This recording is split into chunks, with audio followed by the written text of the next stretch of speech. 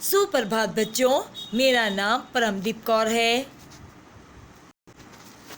बच्चों, आज मैं आपको क्लास 8 की पाठ्य पुस्तक भारत की खोज, इसका पाठ 3, इसका शीर्षक है सिंधु घाटी सभ्यता। और बच्चों, इसके लेखक हैं पंडित जवाहरलाल नेहरू जी हैं। बच्चों, आपकी स्क्रीन के ऊपर भी पंडित जवाहरलाल नेहरू की पिक्चर आ चुकी है। इन्होंने सिंधु घाटी सभ्यता में खुदाई में बहुत सारी चीज़ों की जानकारी ली और वो जानकारी बच्चों हम तक पहुंचाई गई कि ताकि हम भी उन जानकारी को हम उनसे भी कुछ सीख सके और जो भी खुदाई हुई है उनके बारे में हम आप लोगों तक पहुंचा सके।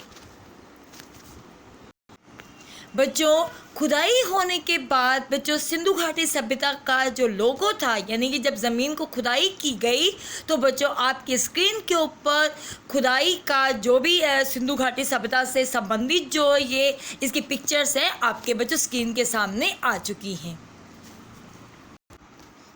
बच्चों, सब बच्चे अब अपनी अपनी ये पाठ्य पुस्तक जो है भारत की खोज बच्चों उसे निकाल लीजिए, ओपन कीजिए। और बच्चों, कल मैंने जो वीडियो मैंने कल बताया था आपको, उसमें बच्चों 2 मैंने पॉइंट्स के बारे में मैं आपको डिस्कस कर चुकी हूँ। पहला है महाभारत का और दूसरा है भगवत गीता का।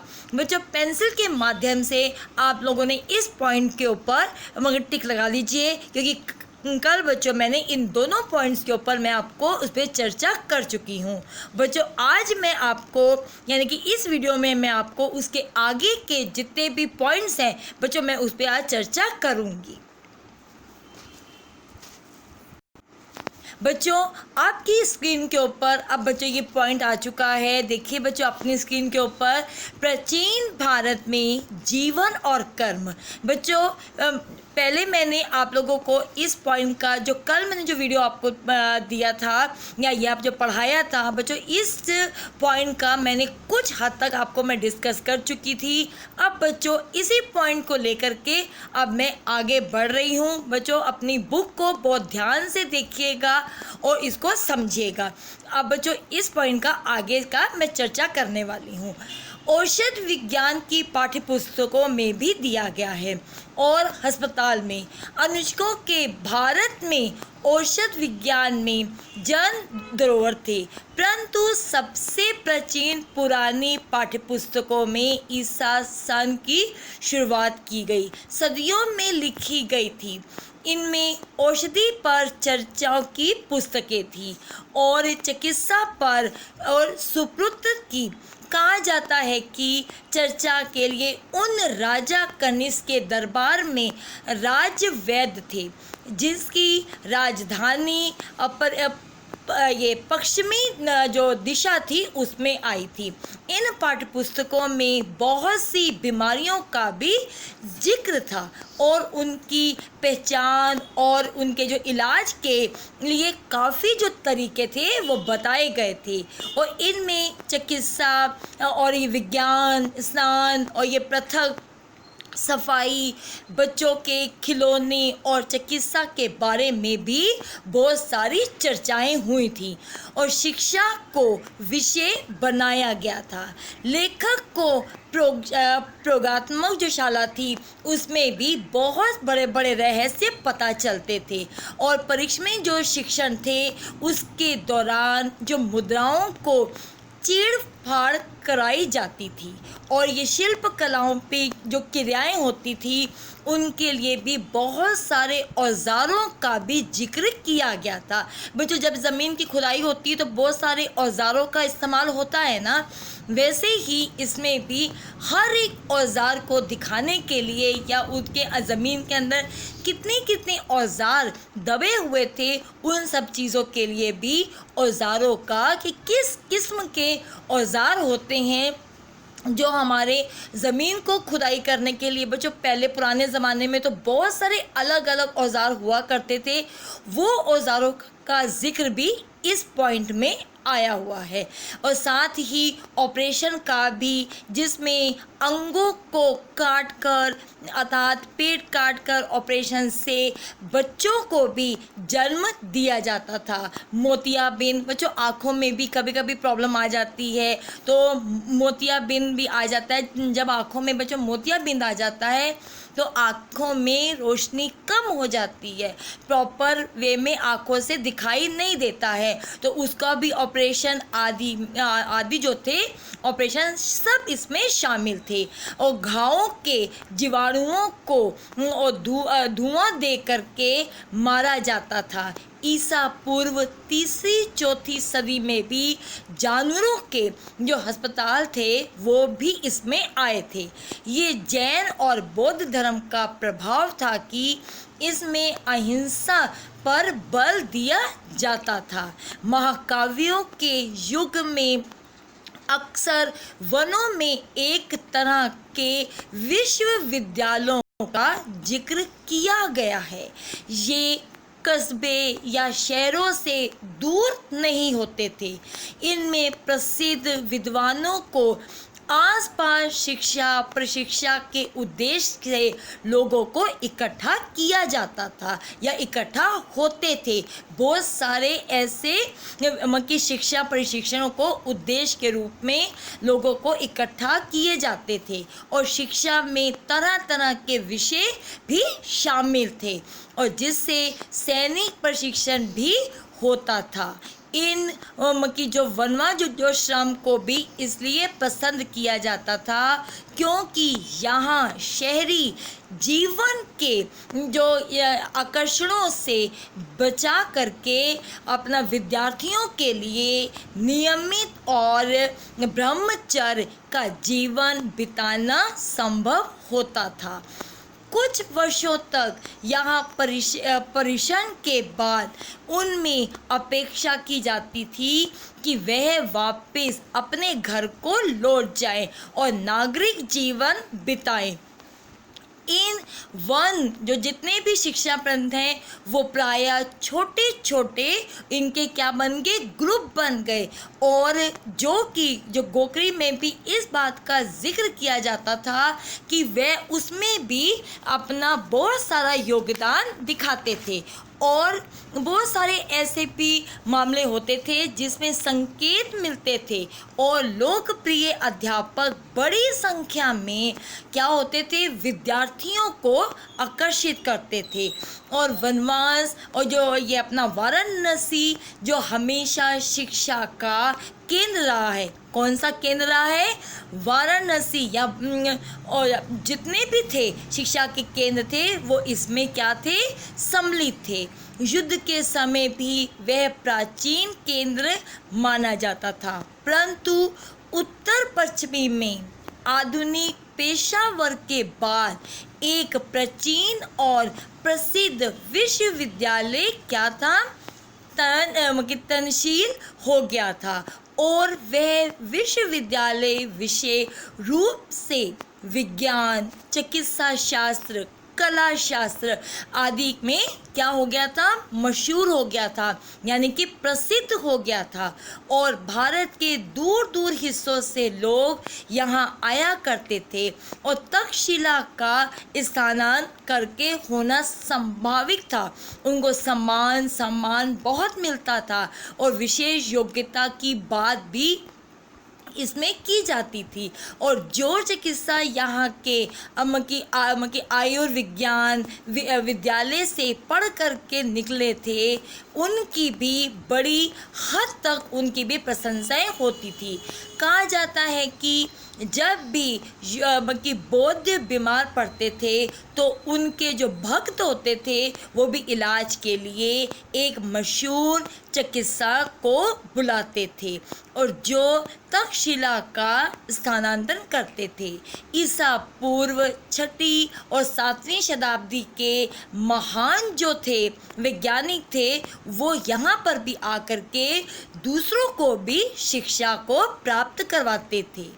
इस तरह से तक्षशिला जो बुद्ध से पहले ब्राह्मण शिक्षा पद्धति का विश्वविद्यालय था। बौद्ध काल में ये बौद्ध ज्ञान का भी केंद्र क्या बन गया था, केंद्र बिंदु बन गया था और बहुत जगह पे प्रसिद्ध भी हो गया था। सारे भारत और सीमा पात्र के जितने भी बौद्ध थे, वो मतलब विद्यार्थी थे, यहाँ खिंचे चले आते थे क्योंकि यहाँ पर शिक्षा बहुत ही बेहतर किस्म से दी जाती थी। और ये मौर्य समाज जो साम्राज्य के उत्तर पश्चिमी सूबे का क्या था बच्चों, मुख्यालय था। और उस सुदूर अतीत के भारतीय कैसे थे, हमारे लिए इतने पुराने और हमसे कितने भिन्न समय के बाद कोई धारणा बनाना कठिन था। फिर भी हमें जो जानकारियाँ उपलब्ध थी उसके आधार पर एक धुंधली सी तस्वीर उभर कर हमारे सामने आती है और वे खुले दिल से और आत्मविश्वासी और अपनी परंपराओं पर क्या होता था, गर्व होता था, गर्व करने वाले लोग थे। रहस्य की खोज में हाथ पांव मारने वाले प्राकृतिक और मानव जीवन के जो बराबर जो थे या उनके बारे में बहुत कुछ से प्रश्न उभर कर आते हैं और अपनी बनाई हुई मुद्रा और मूल्यों को भी महत्व देते थे। जीवन में रहस्य भाव से आनंद लेने वाले जितने भी लोग थे वो मौत का लापरवाह के सामने करते थे। उनको मौत का भी कोई भय नहीं था, कोई डर नहीं था। वो जो भी अपना जो भी रहस्य था या जो भी प्रश्न पूछते थे वो इसके समक्ष आ जाते थे और ऐसे करके लोगों की धारणा बन चुकी थी कि यहाँ पर जो भी कुछ ऐसा उपलब्धियाँ मिलती हैं वो भी इससे बहुत ही सोच विचार करके, बहुत ही खोज करके हमें जो सही दिशा को देना होता था। उससे बच्चों यही पता चलता है कि वहाँ के लोग हर तरफ से बहुत ही जागरूक थे और बहुत सी अच्छी सी शिक्षाएं भी देती थी। इसलिए लोग सुन करके उनकी तरफ आकर्षित होते थे और शिक्षा को ग्रहण करने के लिए आते थे।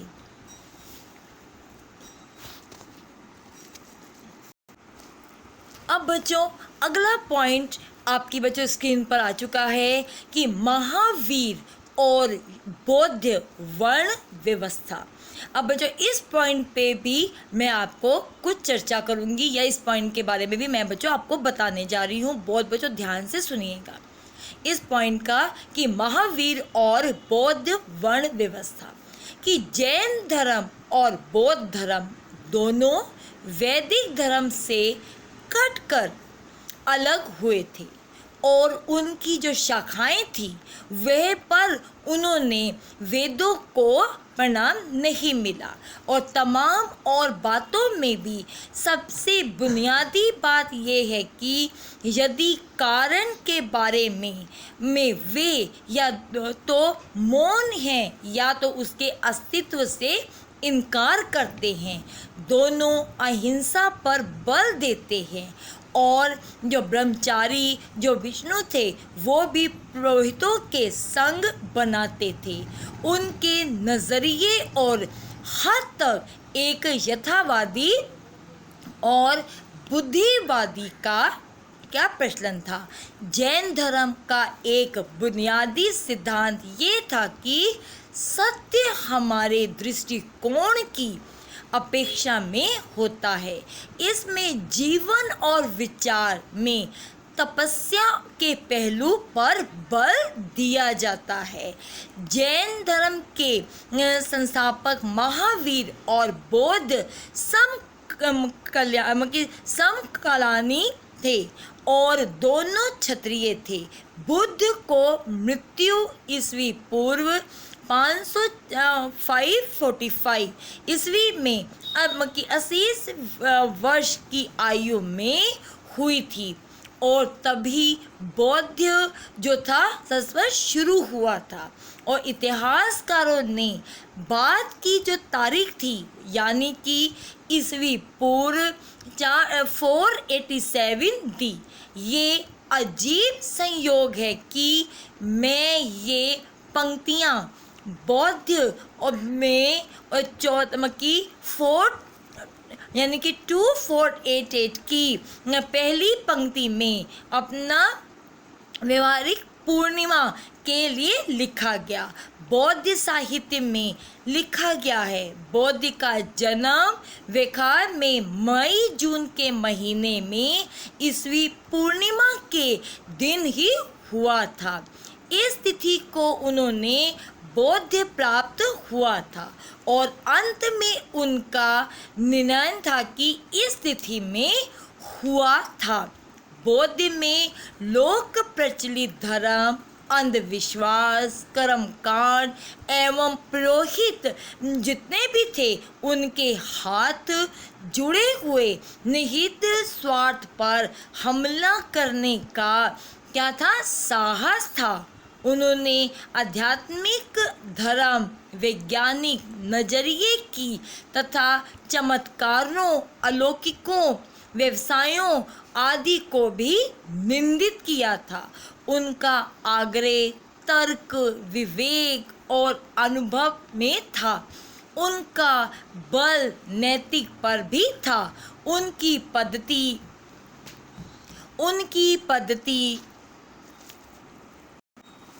उनकी पद्धति मनोवैज्ञानिक विश्लेषण की थी।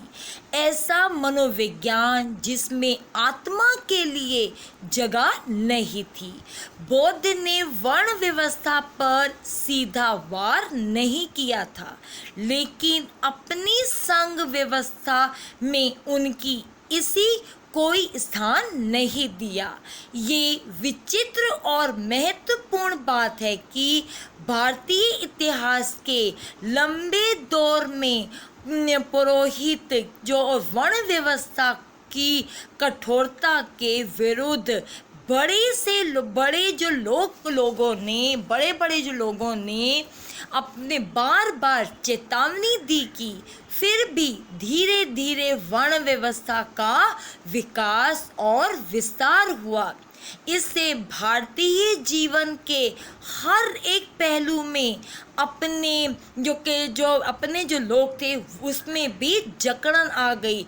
जात के विरोधी के लिए बहुत से अनुयायी हुए, पर समय के साथ उनके समुदायों में भी क्या आ गए, अलग जात बन गई। जैसे जैन धर्म जो अपने मूल्य धर्म के विरोध में खड़ा हुआ था और जात के प्रति सहानुभूति थी और खुद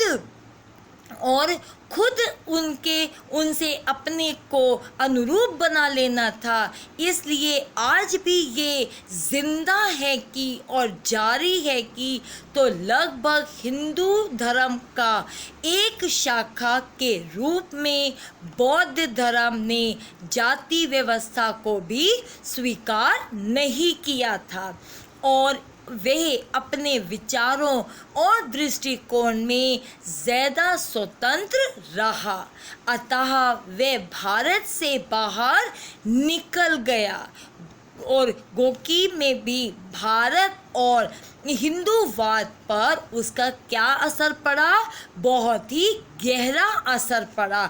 उन लोगों के वाद विवाद होते थे और आपस में जो उनके विचार थे वो भी नहीं मिलते थे। फिर बाद में जब देखा कि बौद्ध धर्म और जाति व्यवस्था ने उन लोगों को उनके वाद विवादों को यानी कि उनके विचारों को स्वीकृति नहीं दी और वे अपने विचारों और दृष्टिकोण से वे स्वतंत्र रहे और भारत से बाहर निकल गए।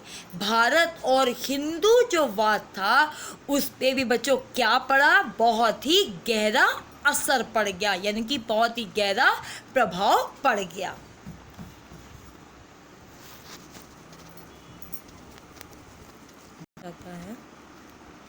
अब बच्चों नेक्स्ट टॉपिक है आप लोगों का, या नेक्स्ट पॉइंट आप लोगों का, बुद्ध की शिक्षा।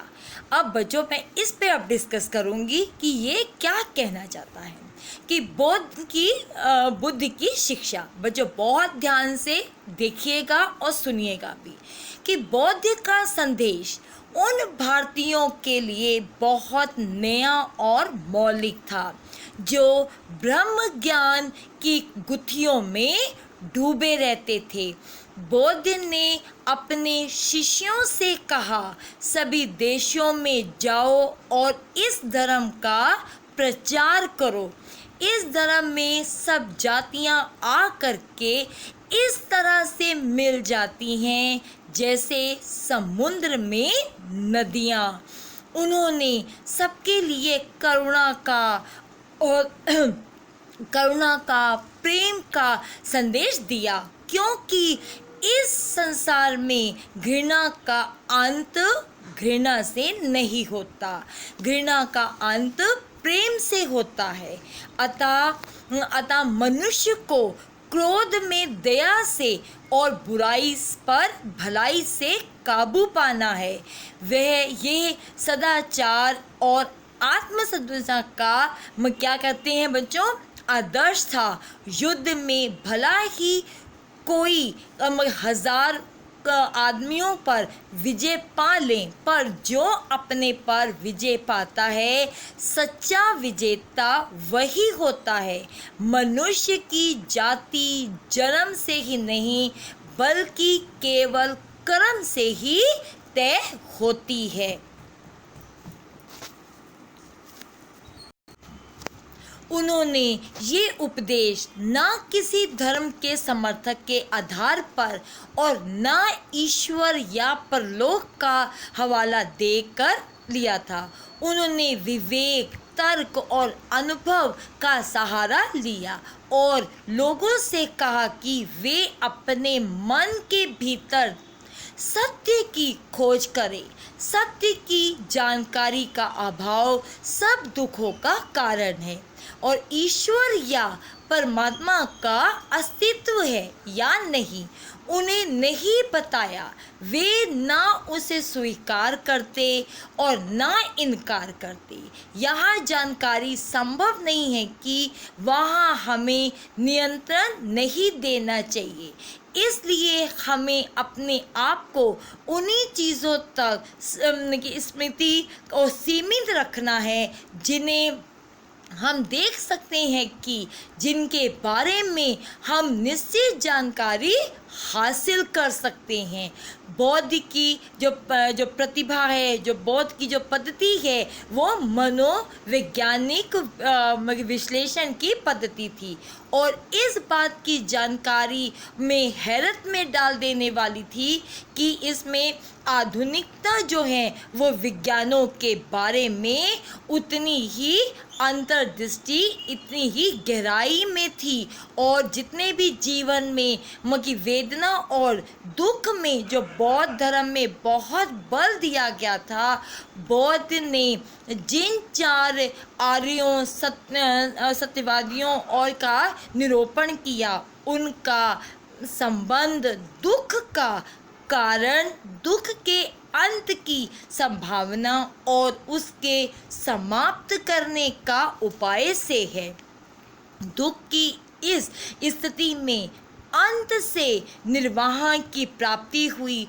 बौद्ध का मार्ग मध्य वर्ग था और जो भी भोग थे वो भी अवकाशीय थे। तप के बीच में ये रास्ता निकलता था। अपने शरीर को कस देने का अनुभव के बाद उन्होंने कहा कि जो व्यक्ति अपने शक्ति खो देता है वह सही रास्ते पर नहीं बढ़ सकता।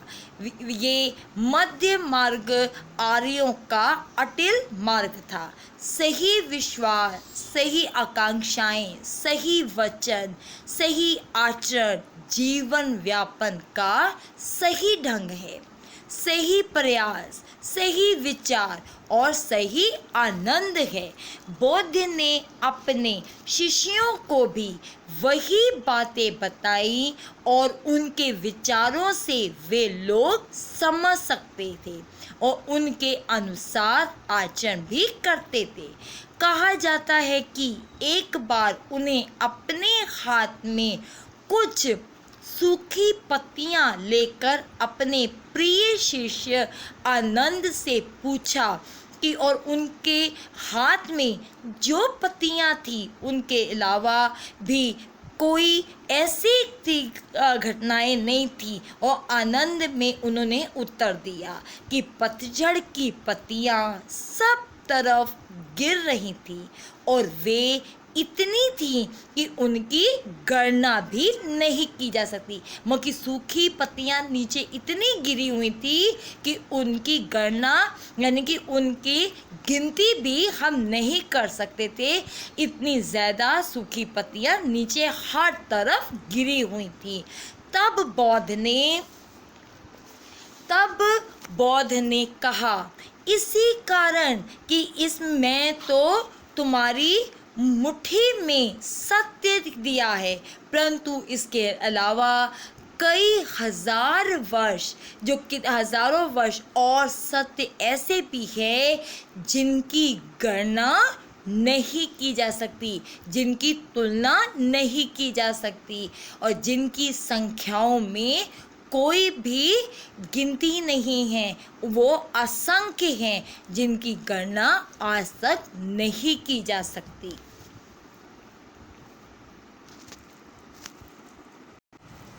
अब बच्चों आपका नेक्स्ट टॉपिक है बौद्धिक कथा।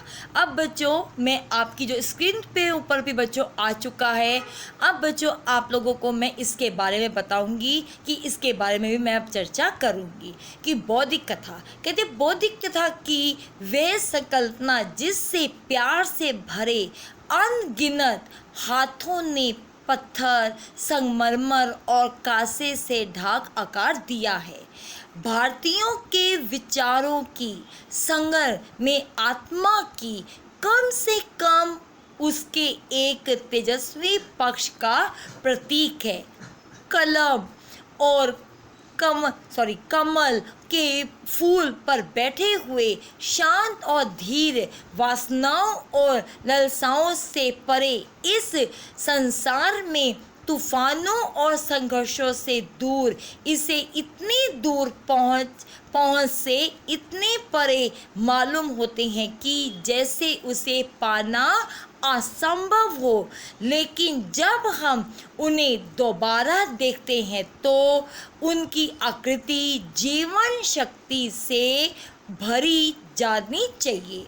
युग पर युग बीतते जाते हैं पर बौद्ध इसमें बहुत दूर नहीं मालूम होते।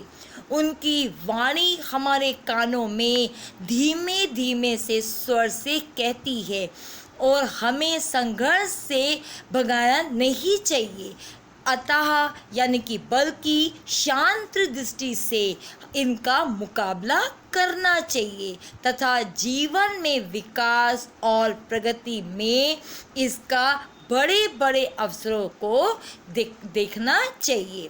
बौद्ध के बारे में सोचते हुए भी आज भी हम एक जीती जागती तस्वीर पैदा करने में अद्भुत से गुजरते हैं और उस राष्ट्र की जाति के पास निश्चय की जो भी समझदारियां थी और आंतरिक शक्तियों की गहराई संचय और निधि हो जाती थी और जो ऐसे भय आदर्शों को क्या देती थी, जन्म देती थी और उनकी जो भी ऐसी जो क्राइम थी और जो अच्छी अच्छी बातें थी वो भी हमारे उस समय उनके कानों में धीमे धीमे स्वरों से कहलाती थी। जो और संघर्ष से भागना नहीं चाहिए, उसका मुकाबला करना चाहिए। अगर कोई मुसीबत आ भी जाती थी तो उसका डट के मुकाबला करना चाहिए, उससे दूर नहीं भागना चाहिए। तो ऐसे लोगों का बहुत ही आज भी की अनुभूतियों से गुजरता है, और बौद्ध के समय में तो ऐसी सोच जो थी वो भी निश्चित तौर पे एक समझदारी और आंतरिक शक्तियों पर गहरा असर डालती थी, और ये सब चीज़ें थी आदर्श को जन्म देती थी। ये जितनी भी बातें थीं ये एक आदर्श को जन्म देती थीं।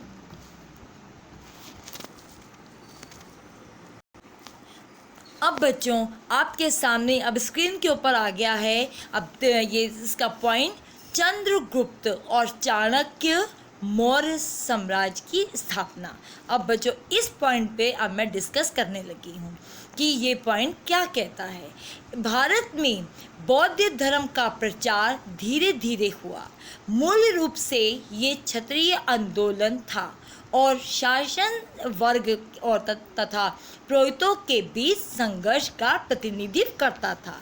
पश्चिमी प्रदेशों में सिकंदर के आक्रमण से इस विकास को आगे बढ़ाने में इनकी बहुत ही मदद मिली, और दो ऐसे विच्छिन्न व्यक्ति सामने आए जिनसे बदलती हुई परिस्थितियों का लाभ उठाते हुए उन्होंने अपनी मर्जी के मुताबिक ढाल दिया गया। ये थे चंद्रगुप्त मौर्य और उनके मित्र। मंत्री और सलाहकार कौन थे? चाणक्य।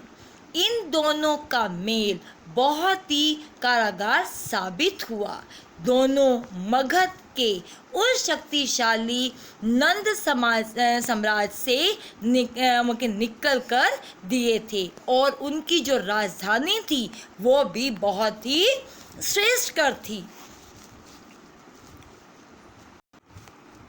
जिसकी राजधानी पाटलिपुत्र थी।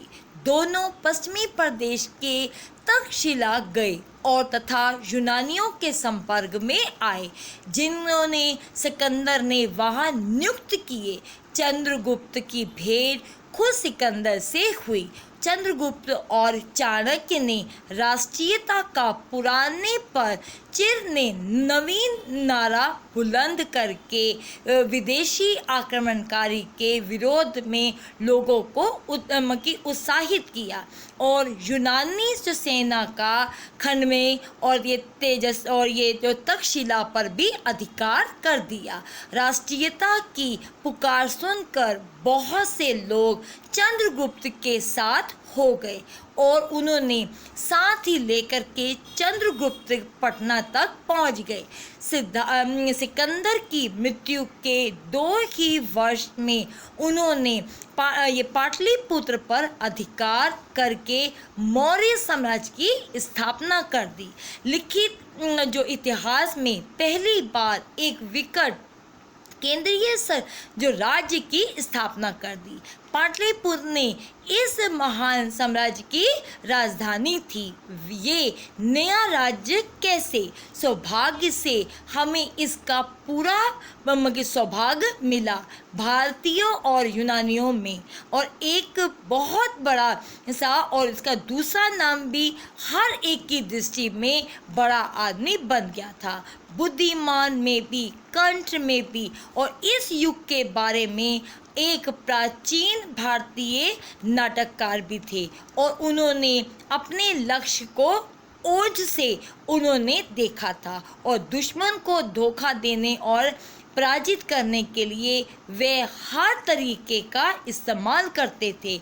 ये सामंजस्य की भागडोर हाथ में संभालने लगे, और सम्राट का जो स्वामी की तरह, बिल्कुल भी एक प्रिय शिष्य की तरह उनको देखा। अपने जीवन में ये सदा एक तेजस्वी था, और ऊंचे पदों की शान शौकत और उसकी जो दिलचस्पी नहीं थी। जब वे अपनी शपथ पूरी कर लेते थे तो वे अपने उद्देश्य में सफल हो जाते थे, और वे अपने आप को बहुत ही मग्न महसूस करते थे और जीवन बिताते थे। अपने लक्ष्य को पूरा करने के लिए शायद ही कोई ऐसी बात रही होगी जिस करने से चाणक्य को किसी प्रकार का संकोच होता होगा।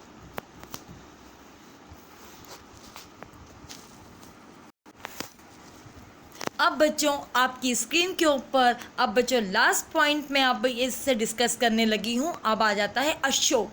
अब मैं अशोक पॉइंट के ऊपर अब मैं डिस्कस करने लगी हूँ कि वो क्या कहना चाहता है कि अशोक इस महान सामंजस्य का उत्तराधिकारी है। इससे पहले वह कि पश्चिमों में प्रदेशों का शासन रह चुका है। इसकी राजधानी विज्ञान और विश्वविद्यालय ने नगरीय तहसीला थी। उस समय सामंजस्य के भीतर भारत का बहुत बड़ा भाग आया था। उसका विस्तार मध्य एशिया तक हो चुका था। केवल दक्षिण पूर्व और दक्षिण का भाग उसके उत्तर क्षेत्र में नहीं आ गया। संपूर्ण भारत का एक ऐसा शासन व्यवस्था थी जिसको हम दुनिया में एक पूर्ण रूप से अशोक को प्रेरित करते हैं।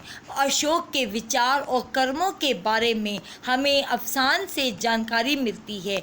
उसे जानकारी और पत्थर और धातु के खोद निकाले थे। ये अफसान पूरे भारत में फैल चुके थे और अब भी दिखाई देते हैं। फरमान के आगे कहा जाता है कि इसके अलावा यदि कोई उनके साथ बुराई करेगा तो उन्हें भी यहाँ तक संभव होगा कि जितने भी लोग थे वो सम्राट की आकांक्षाओं पर निर्भर करते थे और उनके ही भरोसे में वह सच्ची वीरता या सच्चे कर्तव्य धर्म पालन के लोगों के हृदय को उन्होंने जीत लिया था। किन्होंने? अशोक में जो सच्ची जो वीरता थी ये सब देख करके लोगों ने उनके दिलों को जीत लिया था। और इस अद्भुत शासन का ये आज भी भारत और एशिया में बहुत बड़ा योगदान रहता है और अपने को बौद्ध की शिक्षा के प्रचार नेकी और जितने भी थे कार्यों में अपने आप को समर्पित करते थे। और जितने भी ये बौद्ध थे, अशोक बहुत बड़ा निर्माता भी था। उन्होंने अपनी बहुत सी ऐसी बड़ी इमारतों को भी बनाने में मदद की और लोगों के जो कारीगर लोग थे उनको भी उन्होंने बहुत सारा मदद की। और ये सब देख करके पूरे भारत में या पूरे विश्व में अशोक का नाम केवल अकेले ही सितारों पर तरह से चमकता था। और ये सब देख करके जितने भी वहाँ पर जो थे अपना, तो वो सब भी बहुत ही खुश हो जाते थे कि उनका नाम एक सितारों पर केवल उनका नाम ही चमकता दिखाई देता था। बच्चों अब मैं इस लेसन से संबंधित बच्चों कुछ मैं ऑब्जेक्टिव क्वेश्चंस आपको दे रही हूँ जो बच्चों आपकी स्क्रीन के ऊपर आ चुके हैं। बच्चों पहले आपका क्वेश्चन है और बच्चों इसको बहुत अच्छी तरीके से अपनी हिंदी नोटबुक में इसको करना है। और आपके बच्चों एक क्वेश्चन के 4 आपके ऑप्शंस हैं। क्वेश्चन का जो सही आंसर होगा बच्चों उसके आगे आप लोगों ने टिक का निशान लगाना है। आपको बच्चों आपकी स्क्रीन के ऊपर आ चुके हैं। पहला प्रश्न है, हड़प्पा स्थलों की खुदाई में निम्नलिखित में क्या नहीं मिला? तो बच्चों इस क्वेश्चन के 4 ऑप्शंस हैं। जो क्वेश्चन का आंसर सही होगा उसके आगे आपने टिक लगाना है। दूसरा प्रश्न है बच्चों, ईंटों की कृत्रिम गोदी वाला एकमात्र सिंधु स्थल कौन सा था? बच्चों इसका भी क्वेश्चन के 4 ऑप्शन है। जो क्वेश्चन का आंसर सही होगा उसके आगे आपने टिक का निशान लगाना है। बच्चों अब आता है क्वेश्चन नंबर 3। आपकी बच्चों स्क्रीन के ऊपर आ चुका है कि निम्नलिखित में से किस देश ने भारत से मोहनजोदड़ो से प्रसिद्ध नायक कन्या की प्रतिभा वापस देने के लिए कहा? बच्चों इसके भी 4 ऑप्शंस हैं। इस क्वेश्चन का जो सही आंसर है उसके आगे आप लोगों ने टिक का निशान लगाना है। अब बच्चों उसके आगे का भी एक क्वेश्चन है कि किस स्थान पर हड़प्पा समय के रथ की एक प्रतिभा प्राप्त हुई थी? बच्चों इस क्वेश्चन के भी 4 ऑप्शंस हैं। आपको जो भी सही आंसर है उसके आगे टिक का निशान लगाना है आप लोगों ने। बच्चों ऐसे करके आपकी स्क्रीन के ऊपर एक के बाद एक आपके बच्चों क्वेश्चंस आ रहे हैं, उसको बच्चों आप लोगों ने ध्यान से देखना है। हर एक क्वेश्चन के 4 ऑप्शंस हैं, आप लोगों की बच्चों स्क्रीन के ऊपर हैं, इसको बच्चों देख करके आप लोगों ने सॉल्व करने हैं। फिर बच्चों आपकी स्क्रीन के ऊपर फिर से क्वेश्चंस 2 आ चुके हैं, उसके भी बच्चों ऑप्शंस हैं और आप लोगों ने उसके भी आंसर्स करने हैं। फिर बच्चों आपकी स्क्रीन के ऊपर एक और आपको 2 और क्वेश्चंस आ चुके हैं, उसके भी आप लोगों के 4 ऑप्शंस हैं। जो क्वेश्चन का आंसर सही होगा उस पर आप लोगों ने टिक का निशान लगाना है। बच्चों फिर से आपकी स्क्रीन के ऊपर 2 क्वेश्चन और आ चुके हैं और उस पे भी आपके 4 ऑप्शंस हैं। जो सही आंसर होगा उस पे आप लोगों ने टिक का निशान लगाना है। और बच्चों कोई भी अगर प्रॉब्लम होती है या आपको कोई भी असुविधा होती है इस लेसन से संबंधित, तो बच्चों मुझे मेल कीजिएगा। आशा करती हूँ कि आपको ये चैप्टर अच्छी तरीके से समझ में आ गया होगा। अगर बच्चों कोई भी प्रॉब्लम आती है तो मुझे मेल के थ्रू आप अपनी प्रॉब्लम को बताइए, मैं आपकी प्रॉब्लम को सॉल्व करूँगी। धन्यवाद। सुरक्षित रहिए बच्चों।